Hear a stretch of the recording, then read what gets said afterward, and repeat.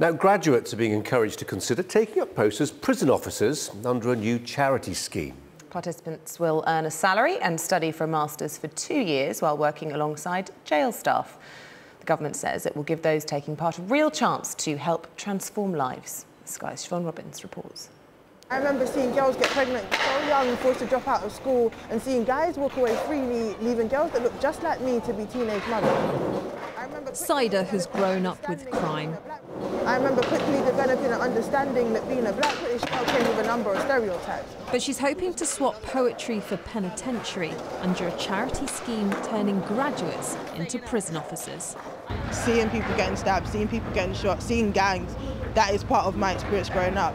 And for me, going into prisons and working with offenders means that I can now help people who were possibly part of a gang, people who were possibly victims of stabbings or shootings, and just let them know that as much as you might have made like bad decisions when you were young, there's actually an opportunity for you to turn that around. Recent rioting has led to claims the prison system is failing. Staff say morale's at an all-time low. Initially, 45 graduates will be offered 2-year paid masters in Category B prisons and Category C ones like this. And the plan is that not only will their skills possibly help to cut reoffending, but they'll also raise the status of the job. These pictures show recent violence in Bedford Jail. It's the category of prison which new recruits will work in. But when trouble breaks out, can graduates really be guards? We don't ask prison officers to cope with riots. What we're saying is that becoming a prison officer is an incredibly rewarding career. It can be challenging. I don't think we'll ever pretend that being a prison officer is an easy role. But soaring violence and job cuts mean many staff are already feeling the pressure. And unions fear competition from graduates will only make that worse. What that kind of says to all the staff that are currently working in prisons that have worked extremely hard trying to keep a lid on the serious incidents that have been going on for the last few years is you're not good enough. I remember having to mature so quickly, understanding that the world around me was no playground because people were being shot down. Saida knows 45 graduates can't solve the deep-rooted problems in the prison system, but if she gets the job, she hopes she can be part of the solution. Siobhan Robbins, Sky News. Is it a potential solution? Joining us now to discuss this, the former prisoner who now campaigns for prison reform, that's Jonathan Robinson, and Steve Dagworthy, actually also a former prisoner, now a senior consultant and prison consultants. They're both in our central London studio, as you see. Gentlemen, a very good morning to both of you. Jonathan, if I can start with you, what are the aptitudes that make for a good prison officer? Well, first of all, I must say that I welcome this initiative. I'm all for innovation in prisons, which the system has been, unfortunately, so devoid of.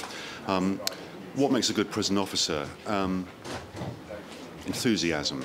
But fundamentally, what they all need is better training. The syllabus to become a prison officer in this country at present is, I believe, 8 to 10 weeks.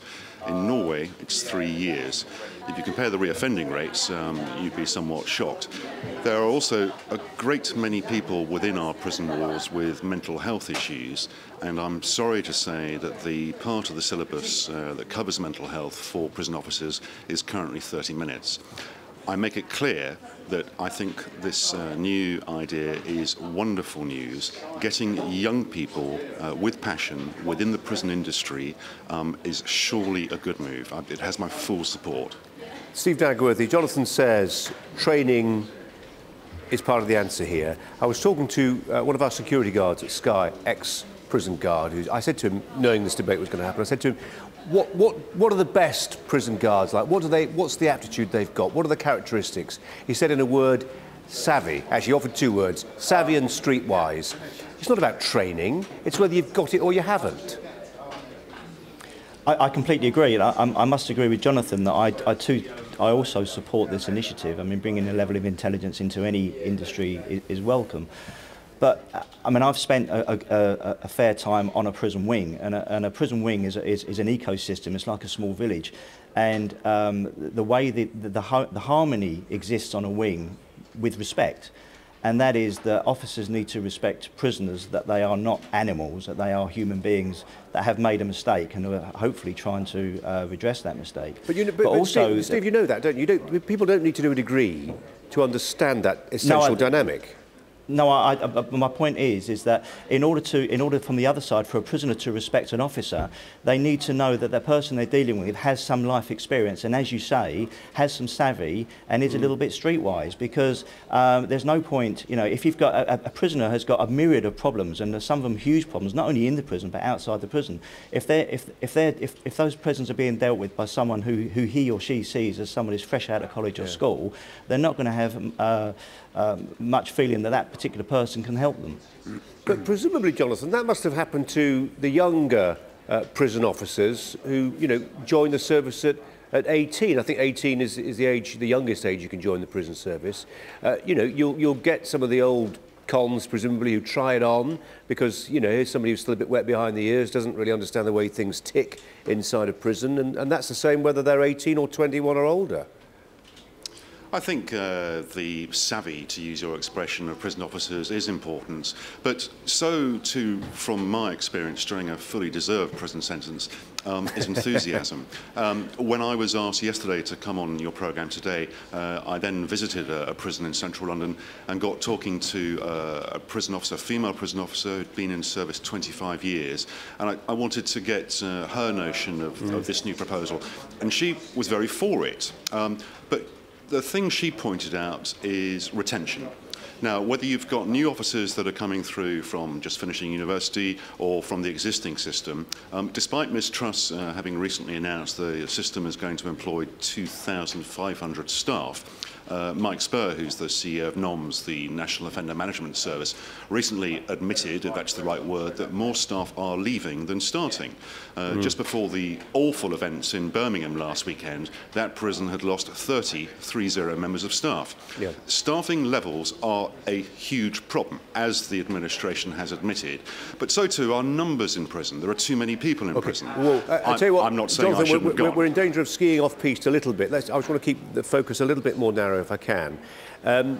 Steve, you know, there's Jonathan talking about the rioting that took place in a prison in Birmingham. There have been other disturbances recently. He says there are, and indeed the government admits, Liz Truss said she wants to hire 2,500 more prison officers. There's a problem with churn as well. Isn't the biggest problem, actually, in terms of getting sufficient numbers of prison officers into our jails, the fact that the starting salary is £20,500, and whether you're a graduate or not, it's such a tough job, the money needs to be better? Well, I think the money certainly needs to be better for the responsibility and the job that these people have to do. But these are public sector workers, and public sector workers, you know, clearly are not the best paid. But the fact is, it comes down to the fact that 2,500 prison officers are needed. In fact, I think we need somewhere in the region of 8,000 to fill the gap in the next 2 years. Yeah. And we need people who are prepared to go into the job with the feeling that they actually want to do some good in the world. And I come back to the fact that there needs to be respect on both sides.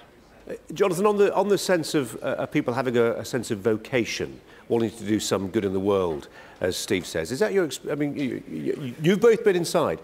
What was your sense of the prison officers you were dealing with? Presumably there were some for whom it was a muck job, it was any old job, it paid the bills. There were others who were genuinely committed to the idea of rehabilitation, perhaps, of making sure people just stayed in prison, kept safe, didn't do harm to themselves or others. A whole range. But that vocation, did you see much evidence of that?